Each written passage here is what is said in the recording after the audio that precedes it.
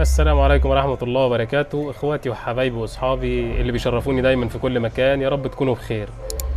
في البداية بس كده بعتذر عن الصوت الخارجي اللي ورايا، لان في هيصة كده يعني في المناطق اللي جنبنا وافراح، يا رب يفرح الجميع. حابب بس اتكلم في حاجة مهمة، رحيل الكابتن سيد عبد الحفيظ مدير الكرة بالنادي الاهلي. هقول لك تفاصيل مهمة وخطيرة جدا، بس في الأول لايك للفيديو، انتشر اللايك الجامد، وصلوا على النبي عليه الصلاة والسلام. اللهم صل وسلم وبارك عليك يا سيدي يا حبيبي رسول الله.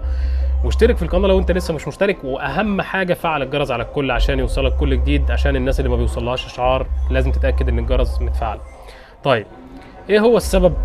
سبب رحيل سيد عبد الحفيظ عن النادي الأهلي في الوقت ده تحديدا.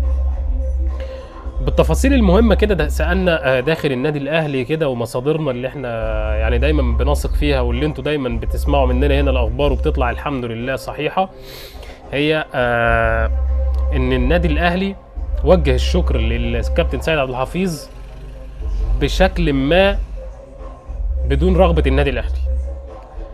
يعني ايه الموضوع كده؟ في حاجه غريبه وايحاءات كده غير طبيعيه. هل الموضوع ليه علاقه بمرتضى منصور؟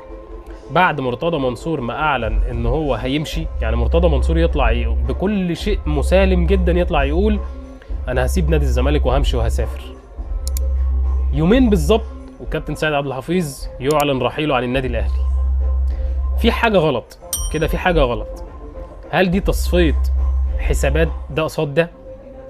هنعرف كل حاجه، بس يعني هي الموضوع فيه شبهه غريبه يعني.